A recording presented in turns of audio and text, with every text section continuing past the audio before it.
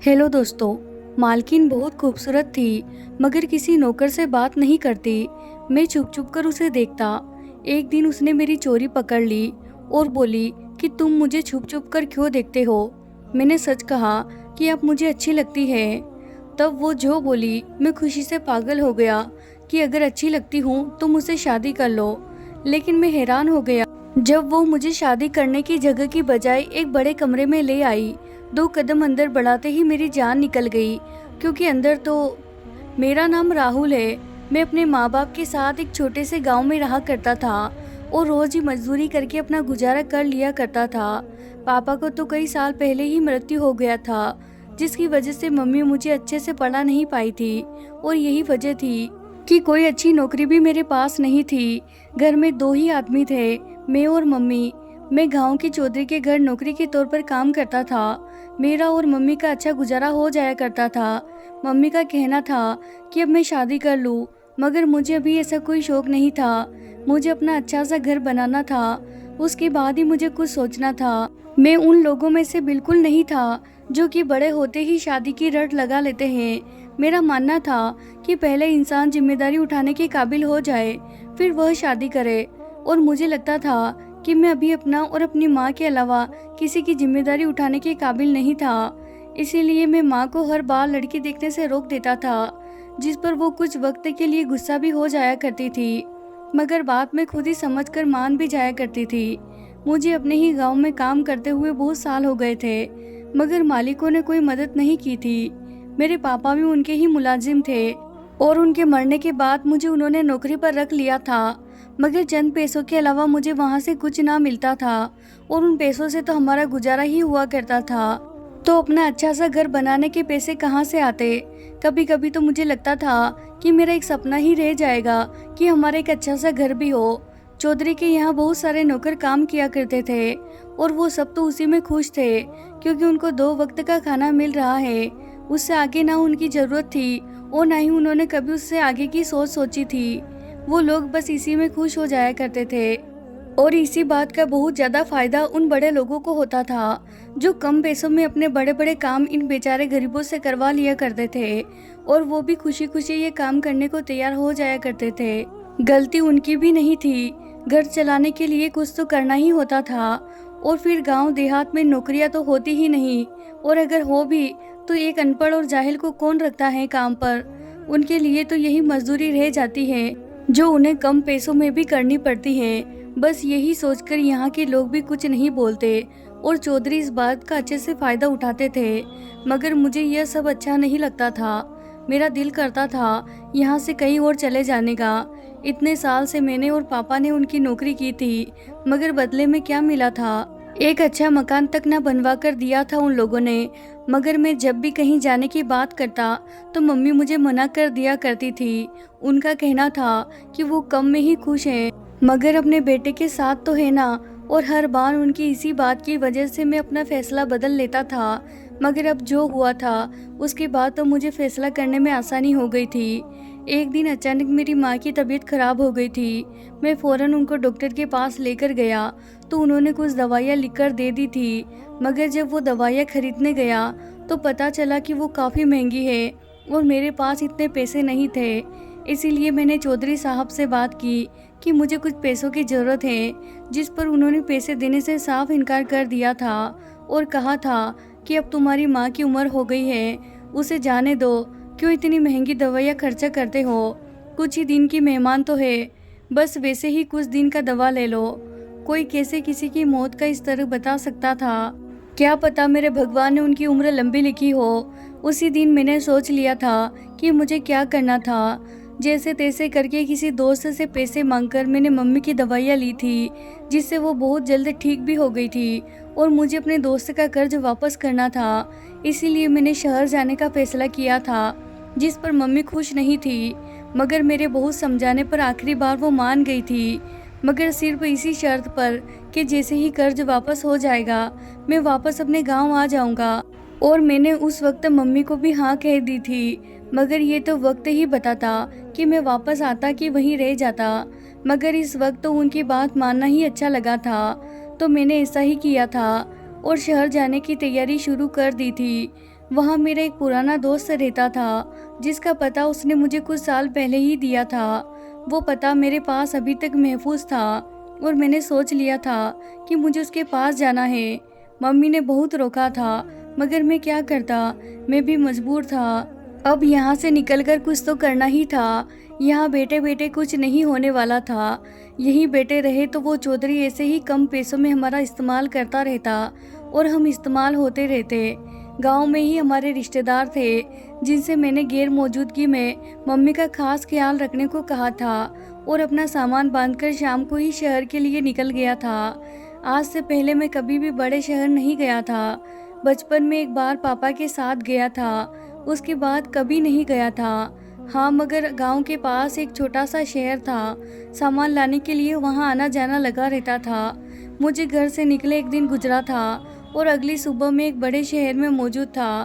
अपने दोस्त का पता मैं साथ लेकर आया था और मुझे घर तलाश करने में पूरा दिन लगा था और शाम को जाकर मुझे उस पते पर मौजूद घर मिला था। मगर क्या पता था मेरा दोस्त अभी भी उसी जगह पर रहता हो।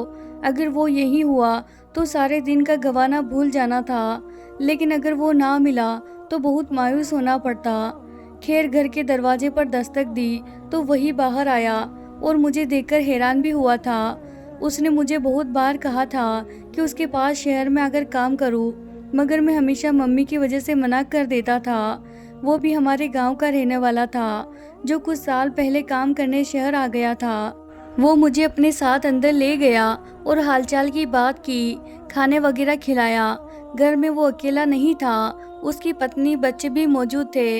इसीलिए मुझे अंदाजा था कि मुझे अपने रहने के लिए कोई और जगह देखनी होगी। उसके घर में 1 या 2 दिन से ज़्यादा मैं नहीं रुक सकता था और उसके लिए मुझे जल्द से जल्द ही काम की ज़रूरत थी। इसीलिए मैंने उसे साफ बात की थी कि मुझे जितनी जल्दी हो सके किसी काम पर लगवा दो। कुछ सोचकर उसने मुझे कहा था कि इसके बारे में कल बात करेंगे, अभी आराम करो। वो मुझे एक कमरे में छोड़कर खुद बाहर चला गया था और मैं भी सफ़र से थका था, इसीलिए लेट गया। तभी मुझे मम्मी का ख्याल आया। पता नहीं वो कैसी होगी, उन्होंने कुछ खाया भी होगा कि नहीं, क्या कर रही होगी मेरे बगैर।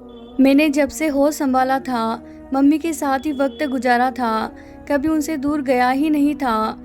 और फिर पापा के जाने के बाद तो मेरा सब कुछ मम्मी ही थी और उनके लिए हम दोनों एक दूसरे के लिए सब कुछ थे।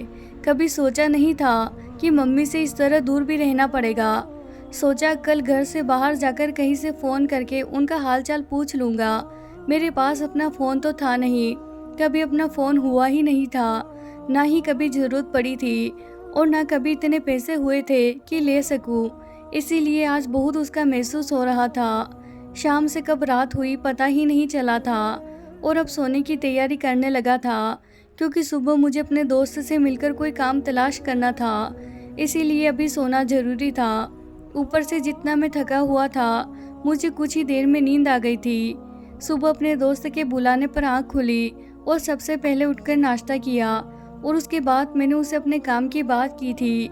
जब उसने मुझे कहा कि तैयार होकर मेरे साथ चलो, एक जगह काम की बात की थी, उसी जगह आज जाना था। अगर वहाँ काम बन गया तो बहुत ही अच्छी बात थी।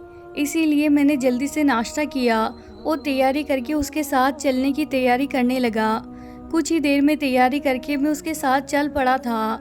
सबसे पहले तो मुझे घर पर मम्मी को फ़ोन करना था और एक जगह देखकर मैंने मम्मी को फ़ोन किया था और उनका हालचाल पूछकर मुझे तसल्ली हो गई थी।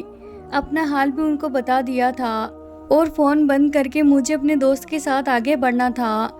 वो मुझे अपने साथ एक बंगले में ले आया था। इतना खूबसूरत बंगला आज से पहले मैंने कभी नहीं देखा था। हम दोनों चौकीदार से बात करके घर के अंदर दाखिल हो गए थे। हम दोनों ही बाहर बनी एक जगह पर बैठकर किसी का इंतज़ार करने लगे थे। मेरे दोस्त ने मुझे बताया था कि ये घर एक औरत का है। वो अकेली इस बड़े से घर में रहती है, बाकी सारे काम करने वाले थे। लोगों से सुना था कि उसका पति कुछ साल पहले ही मर चुका था और अब वो अकेली इस घर में रहती थी। कुछ ही देर बाद एक नौकरानी घर के अंदर से बाहर आई और हमें अपने साथ अंदर चलने को कहा। हम लोग उसके पीछे पीछे घर के अंदर गए। वो घर जितना बाहर से खूबसूरत था, उतना ही अंदर से भी खूबसूरत था। वो नौकरानी हमें एक बड़े से हॉल के बाहर ले आई थी और अंदर जाने को कहा था। अंदर पैर रखते ही मेरी नज़र सामने बैठी एक औरत पर गई थी। वह बहुत ही खूबसूरत थी। उसे देखकर कोई भी उसे देखता ही रह जाता और उस वक्त यही हाल मेरा भी हुआ था। मैं भी उसे देखकर देखता ही रह गया था। जब उस मालकिन ने हमें अपने सामने देखकर पूछा कि हम दोनों में से यहाँ काम कौन करेगा, जिसके जवाब में मेरे दोस्त ने फ़ौरन से मेरा नाम ले लिया था, तो उसने कहा कि इसे खुद बात करने दो, क्या ये बोल नहीं सकता। उनकी बात सुनकर मैं जल्दी से बोला कि नहीं, मैं बोल सकता हूँ। जिस पर उन्होंने कहा कि उनकी हर सवाल का जवाब मैं खुद दूँ। इस बात पर मेरा दोस्त खामोश हो गया और अब वो मुझसे कुछ और सवाल करने लगी थी। उसने पूछा कि मैं कैसा काम कर सकता हूँ। इसके जवाब में मैंने कहा था कि कोई भी काम हो वो मुझसे करवा ले, मैं कर लूँगा। तब उसने कहा कि उसे अपने घर में माली की ज़रूरत है। उसका अपना मालिक कुछ दिन पहले ही मर गया था, इसीलिए उसे नए माली की ज़रूरत है। काम आसान था और पैसे भी अच्छे मिल रहे थे, रहने के लिए भी जगह मिल रही थी। मैंने कुछ सोचे बगैर उस काम के लिए हाँ कर दी थी और अब उसने जाने को कहा था। उसका कहना था कि कल उसके जागने से पहले मैं उसे काम पर नजर आऊं। अब हम दोनों ही उस घर से बाहर की तरफ चल पड़े थे। मेरे दोस्त का कहना था कि मैं बहुत ही खुशकिस्मत हूँ, इसीलिए इतनी जल्दी इतना अच्छा काम मुझे मिल गया था। और उसका कहना था कि मैं आज ही अपना सारा सामान यहाँ ले आऊँ, मुझे फिर मुश्किल नहीं होगी। उसकी बात भी सही थी और मैंने ऐसा ही किया था। अपना सारा सामान अपने दोस्त के घर से उठाकर बंगले में ले आया था और वहाँ के एक नौकर ने मुझे कमरा दिखा दिया था जहाँ मुझे रहना था। कमरा भी अच्छा था।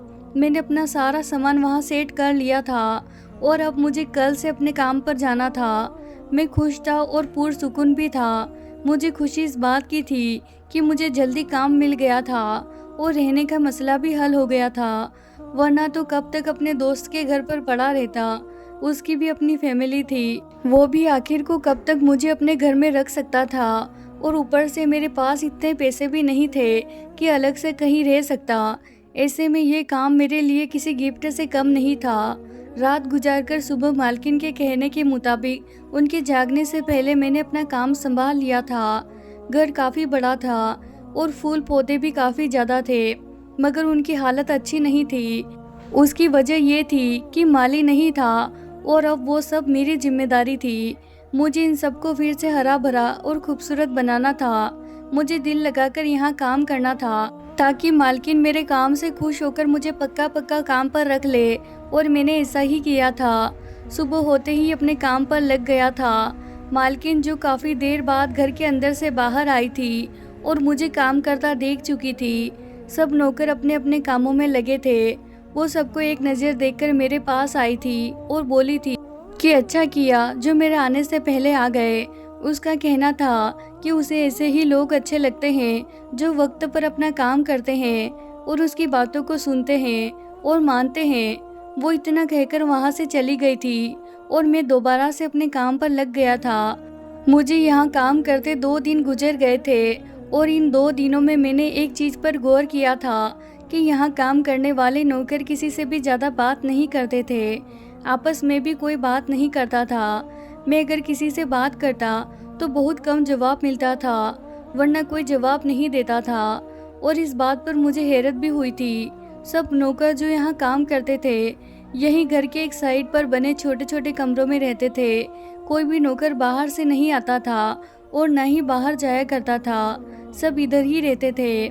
मालकिन भी घर से बाहर कहीं नहीं गई थी, वो भी घर के अंदर ही रहती थी। बस सुबह एक बार बाहर का चक्कर लगाती और सब नौकर को काम करता देखकर वापस चली जाती थी और फिर शाम को कभी कभार आ जाया करती थी। किसी नौकर से वो ज़्यादा बात नहीं करती थी। अब मुझे यहाँ पर काम करते हुए 1 हफ्ता होने को था और इस 1 हफ्ते में ना तो कोई इस घर में बाहर से आया था और ना ही घर का कोई इंसान या नौकर बाहर गया था। मालकिन बहुत खूबसूरत थी और ना चाहते हुए भी जब वो मेरे सामने आती तो मैं उसे देखने लगता था और अक्सर उसे छुप छुप कर देखने की भी मेरी आदत सी बनती जा रही थी। वो जब भी शाम को बाहर आकर बैठती तो मैं पौधों से छुप छुप कर उसे देखता रहता था। मुझे लगता था कि इस तरह उसे देखने से पता नहीं चलेगा, मगर शायद मैं गलत था। उसे तो शायद मेरी हर हरकत का पता चल गया था। ऐसा नहीं था कि मुझे लड़कियों या औरतों को देखने की आदत थी। मेरी माँ ने मेरी परवरिश ऐसी नहीं की थी कि मैं इस तरह छुप छुप कर किसी को देखता।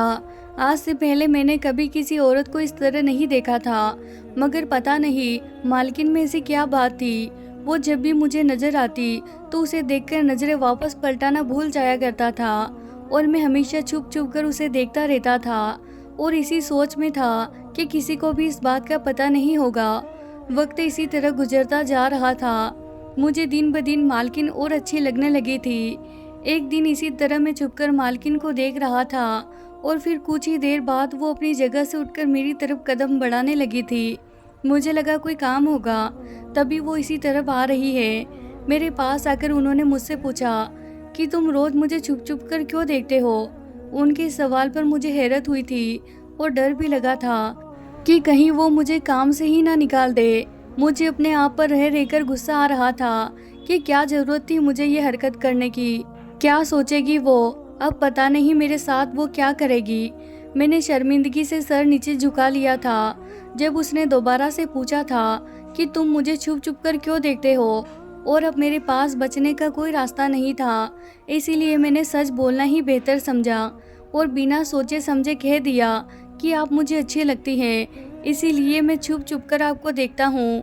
यह कहकर मैं खामोश हो गया था और उनके बोलने का इंतजार करने लगा था। जब वो बोली तो मुझे हैरत का सख्त झटका लगा था। उनकी बात सुनकर तो मेरी खुशी का कोई ठिकाना नहीं था। मैं तो खुशी से पागल ही हो गया था जब उसने कहा कि अगर मैं उसे अच्छी लगती हूँ तो मुझसे शादी कर लो। पहले तो मुझे लगा वो मुझसे कोई मजाक कर रही है, मगर बाद में जब दोबारा उसने यही बात की तो मैंने कुछ भी सोचे बगैर हाँ कर दी और कहा कि मैं उनसे शादी करने को तैयार हूँ। वो जब कहेगी मैं उनसे शादी कर लूँगा। और मेरी बात पर वो मुस्कुराकर हाँ में सर हिलाकर वापस अंदर की तरफ चल पड़ी थी। और मुझे तो अभी तक इस बात का यकीन ही नहीं हो रहा था कि ऐसा भी हो सकता है। मैंने इस बार फिर मम्मी से पूछने की हिम्मत नहीं की थी। सोचा अगर उन्होंने मना कर दिया तो मैं क्या करूँगा। सोचा जब शादी हो जाएगी तो मम्मी को बता दूंगा, वो कुछ नहीं कहेगी, मान जाएगी। मुझे इस बात का तो पूरा यकीन था और जब मैं पुरसुकून था, सारी रात तो मुझे खुशी से नींद ही नहीं आई थी। अपनी किस्मत पर यकीन नहीं हो रहा था, सब कुछ एक सपना ही तो लग रहा था। कहाँ मैं एक गरीब सा लड़का था और कहाँ वो इतने संपत्ति के मालिक और एक खूबसूरत औरत। उससे तो कोई भी शादी कर लेता, तो फिर वो मुझसे शादी क्यों कर रही थी। इस बात को मुझे सोचना चाहिए था, मगर मैंने इस बारे में कुछ नहीं सोचा था और अपने आप को हालात के सुपुर्द कर दिया था। अगले दिन मालकिन जब दोबारा बाहर आई तो मेरे पास आई थी और मुझसे शादी को कहा था। मुझसे पूछा था कि क्या मैं उनसे शादी करने को तैयार हूँ, जिसके जवाब में मैंने हाँ कर दी थी और वह मुझे अपने साथ चलने को कहने लगी थी। मुझे खुशी थी कि आज ही शादी हो जाएगी, मगर उस वक्त मुझे हैरत हुई थी जब वो मुझे शादी करने की जगह के बजाय घर के अंदर एक बड़े से कैद खाने में ले आई थी। और 2 कदम अंदर बढ़ाने पर मेरी जान निकल गई, क्योंकि अंदर तो मेरे जैसे और भी बहुत से नौजवान लड़के मौजूद थे। कैद खाने में हल्की रोशनी थी, ज़्यादा अंधेरा ही था। मुझे समझ नहीं आ रही थी कि वह सब के सब जिंदा है या मुर्दा, और वो मुझे यहाँ क्यों लेकर आई थी। मैंने हिम्मत करके पीछे मुड़कर उसे देखा और उससे पूछा था कि तुम मुझसे शादी करने वाली थी, तो फिर वो मुझे यहाँ क्यों लेकर आई थी। जिसके जवाब में वो खामोश रही थी और मुझे इंतजार करने का कहकर वापस पलट गई थी, जबकि मुझे वहीं छोड़ दिया था। मुझे ऐसा लग रहा था जैसे मैंने कोई बहुत बड़ी गलती कर दी थी। फिर लगा क्या पता वो मेरा कोई इम्तिहान ले रही होगी शादी से पहले, क्या पता वो मुझे आजमाना चाहती थी। यही सोचकर मैं खामोशी से एक कोने में जाकर बैठ गया था और अपने साथ होने वाली अगली कार्रवाई का इंतजार करने लगा था। उसके अलावा मेरे पास कोई रास्ता भी तो नहीं था। मुझे यहाँ बैठे हुए एक रात गुजर गई थी और सुबह एक नौकर आकर मुझे खाना दे गई थी। वो जब जाने लगी थी तो मैंने उससे पूछा था कि मालकिन कहाँ है, जिसके जवाब में वो खामोश रही और कोई भी जवाब दिए बगैर वहाँ से जा चुकी थी। मैं कल से भूखा था, इसीलिए जल्दी से खाने की ट्रे को उठाकर खाना खाने को बैठ गया था। जो भी था, अब खाना तो नहीं छोड़ा जा सकता था और वैसे भी खाना ना खाने से कौन सा मसला हल हो जाना था। यही सोचकर खाना तो खा लिया और अब फिर से बैठ गया था। वहाँ मौजूद बाकी लड़के भी खामोशी से एक कोने में बैठे थे। वो सभी दूल्हे के कपड़े में थे, जैसे उनको उनकी शादी से उठाकर लाया गया हो। मुझे अब उनकी इस बात का कुछ समझ नहीं आई थी। अब तो मुझे सारे हालात से डर महसूस होने लगा था। दिल चाहता था जल्द से जल्द यहाँ से दूर भाग जाऊं। मुझे कितने दिन यहाँ आए हुए गुजर गए थे, कुछ पता नहीं था। बस सुबह शाम एक नौकर आकर खाना दे जाती और मैं खा लेता। मालकिन तो उस दिन के बाद दोबारा कभी नहीं आई थी। मैंने इस पूरे कैदखाने में देख लिया था, मगर कहीं पर भी यहाँ से बाहर निकलने का कोई रास्ता नहीं था। आज सुबह जब नौकर खाना देने आई थी तो साथ में मालकिन भी थी। उसे देखकर दिल में एक उम्मीद की किरण जागी थी कि शायद अब मेरा इम्तिहान ख़त्म हो गया हो और मुझे रिहाई मिल जाए। नौकर खाना रखकर चली गई थी जब मालकिन मेरे सामने आकर खड़ी हुई और मुझसे कहने लगी थी, आज रात को उसका और मेरा विवाह है और यही बात बताने के लिए वो आई है। उसका कहना था कि शाम को मुझे यहाँ से बाहर ले जाएंगे। मैंने शुक्र का सांस लिया था, मगर एक सवाल जो कब से मेरे दिमाग में था वो मैंने पूछ ही लिया था कि उन्होंने मुझे इतने दिन यहाँ क्यों रखा था और यह जो दूसरे लड़के थे ये कौन थे। इस सब के पीछे क्या कहानी थी।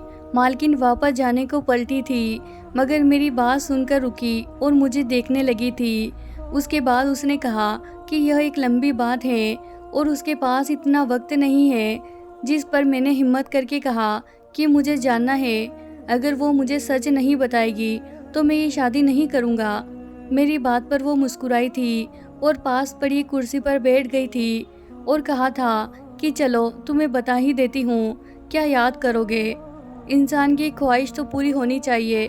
ये कहकर वो मुझे बताने लगी कि आज से कुछ साल पहले उसकी शादी हुई थी इस घर के मालिक से। मालकिन और मालिक एक दूसरे से बहुत मोहब्बत करते थे। मालकिन मालिक से बेहद प्यार करती थी, बल्कि अगर ऐसा कहा जाए कि सबसे ज़्यादा प्यार वो मालिक से ही करती थी। मालिक भी मालकिन से प्यार तो बहुत करते थे, मगर शादी से मना कर दिया था। वो मालकिन से शादी नहीं करना चाहते थे। मालकिन को उनकी बात समझ नहीं आती थी कि वो ऐसा क्यों कर रहे थे। मालकिन ने बताया कि उन्होंने मरने की धमकी देकर उनको शादी के लिए मना लिया था और वो मान गए थे। मालकिन ने बताया कि वो बहुत खुश थी इस शादी को लेकर, और होती भी क्यों ना, वो मालिक से इतना प्यार जो करती थी।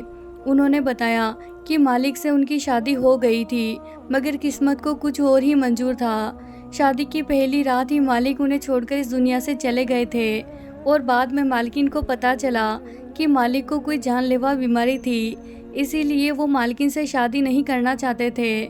मगर मालकिन की जिद की वजह से उन्होंने ये शादी कर ली थी और जाते जाते अपनी सारी दौलत मालकिन के नाम कर गए थे ताकि उनको आगे ज़िंदगी में कोई मुश्किल ना हो।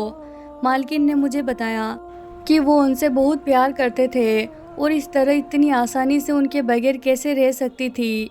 मालकिन जुनून की हद तक मालिक से मोहब्बत करती थी। वो उनकी मोहब्बत में पागल सी हो गई थी। वो कैसे भी करके मालिक को वापस लाना चाहती थी और इसीलिए उन्होंने एक बाबा का सहारा लिया था। उन्होंने एक बड़े बाबा से बात की थी और उसने जो उपाय बताया था एक बहुत मुश्किल और ख़तरनाक था। उस बाबा ने बताया था कि अपने मालिक को वापस जिंदा करने के लिए उसे 10 नौजवान लड़कों से पहले शादी करनी होगी और शादी की पहली रात ही उनको एक कैद खाने में बंद करना होगा। ऐसा करने से मालिक उसे वापस मिल जाएंगे। मालकिन ने बताया कि वह 9 लड़कों से शादी करके पहली रात ही यहाँ कैद कर चुकी है और अब उसकी बारी थी। मैं वो 10वां लड़का था। मुझसे शादी करके कैद करने के बाद वो अपने काम में कामयाब हो जाएगी और उसका पति उसे वापस मिल जाएगा। मुझे उसकी बात सुनकर हैरत का झटका लगा था। ये औरत किस किस्म की सोच रखती थी और क्या फालतू बातें कर रही थी। मुझे तो उसकी दिमाग की हालत पर शक हुआ था। वो सच में जुनून औरत थी। अब मुझे समझ आया था कि वह लड़के जो दूल्हे के कपड़े में यहाँ मौजूद थे और अब मेरा भी यही अंजाम होने वाला था। मुझे अब सही मायने में डर महसूस हुआ था। मालकिन ने कहा कि उसने मुझे ये सब इसीलिए बताया था कि मैं वो आखिरी लड़का था। मुझसे पहले ये राज उसने किसी को नहीं बताया था और जब वो मेरे साथ भी यही करने वाली थी जो आज से पहले उसने बाकी सब लोगों के साथ किया था। मुझे अपने अंजाम से ज़्यादा उस पागल औरत की अंजाम की फ़िक्र थी। वो जो कुछ भी कर रही थी, उसका पागलपन उस पर बहुत बुरा होने वाला था। जो मुझे सारी बात बताकर अभी तसल्ली और इत्मीनान से बैठी थी और अब उठकर जाने लगी थी और जाते जाते मुझे बोल गई थी कि आज शाम को मैं तैयार रहूं, वो मुझे लेने आएगी। उसके चेहरे से ही खुशी जाहिर हो रही थी और अब वो बाहर की तरफ बढ़ गई थी। मुझे अभी भी उसकी कई बातों पर हैरत हो रही थी कि कोई कैसे इस किस्म की सोच रख सकता है। आज के दौर में कौन ऐसा सोच सकता है। उसके जाने के बाद मुझे कुछ समझ नहीं आ रहा था कि मैं क्या करूं। मौत तो जैसे सर पर खड़ी थी, उससे भागकर भी नहीं जा सकता था। इंतजार था उस वक्त का जब उस कैदखाने से मुझे बाहर निकाला जाता, उसके बाद ही मैं कुछ कर सकता था। इंतजार करते करते आखिरकार शाम हो गई थी और वो वक्त आ गया था जब मुझे बाहर ले जाया जाता। एक नौकर आकर कैदखाने को दरवाज़ा खोला और मुझे बाहर आने को कहा था।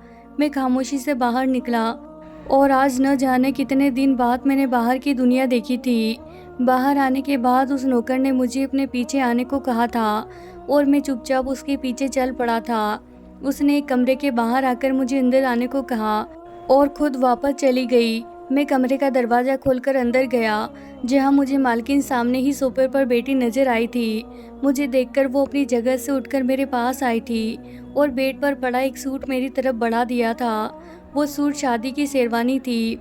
उसने मुझे कहा कि इसे पहनकर तैयार हो जाऊं। कुछ ही देर बाद उनका मुझसे विवाह था। वो मुस्कुराती हुई मुझे वो सूट देती कमरे से बाहर निकल गई थी। जब मैंने इधर उधर देखा कि कोई तो रास्ता होगा बाहर जाने का, कोई खिड़की तो कुछ तो होगा, मगर वहाँ ऐसा कुछ नहीं था। वो दरवाज़ा भी बाहर से बंद था।